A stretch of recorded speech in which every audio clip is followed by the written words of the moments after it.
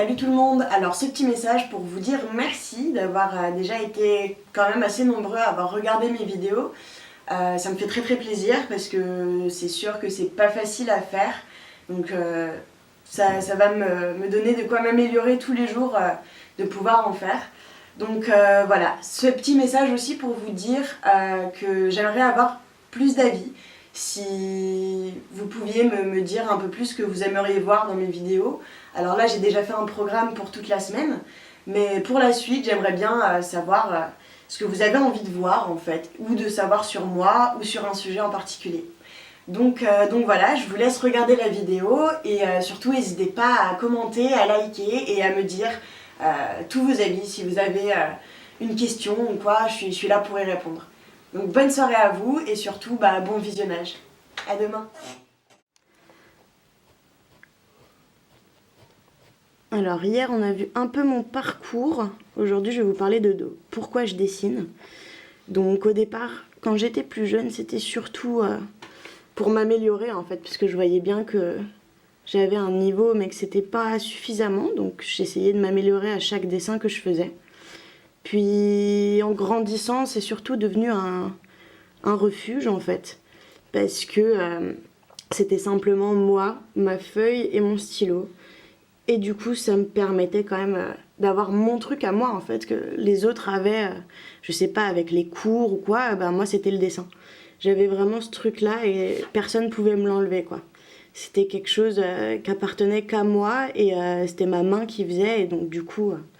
personne pouvait se mettre entre ça et mon dessin. Donc du coup, en grandissant, c'est surtout devenu en fait un exutoire, parce que je parlais pas énormément de mes émotions, c'était pas quelque chose que je faisais naturellement.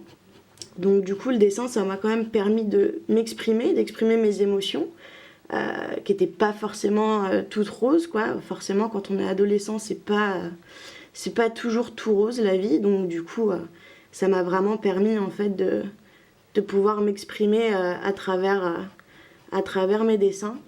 Donc du coup c'était quand même plutôt mon garde-fou. C'était pas forcément joyeux au départ, mais c'est vraiment plus tard, assez récemment en fait, que j'ai commencé à dessiner simplement les choses parce que je les trouvais belles et que je voulais traduire la beauté de ce que je voyais dans tout ce qui m'entoure. Donc du coup j'ai commencé à faire des dessins un petit peu plus poussés sur pas seulement moi mais sur le monde quoi. Après j'ai dessiné à la fac, j'ai surtout réappris à dessiner en fait. Je me suis rendu compte qu'il n'y avait pas énormément de choses que je connaissais vu que j'étais autodidacte au départ. C'était surtout... pas vraiment réapprendre à dessiner dans le sens à comment faire, mais c'était surtout réapprendre à regarder. Donc les proportions et vraiment en fait savoir comment ça s'appelle, savoir ce qu'il y avait dans ma tête quoi, parce que savoir dessiner je le savais quand même un petit peu, mais par contre traduire mes dessins et apprendre à exprimer ce qu'il y avait dedans, je savais vraiment pas du tout faire quoi. Parce que justement comme ça n'appartenait qu'à moi je le comprenais mais les autres non, donc pouvoir l'exprimer aux autres, ça a été un grand pas vers justement mon expression artistique. Ensuite, récemment, donc depuis à peu près 1 an et demi, 2 ans, j'ai ajouté de la couleur, ce que je ne faisais pas du tout avant. Mes dessins étaient toujours en noir, nuancés hein, mais c'était vraiment que du noir.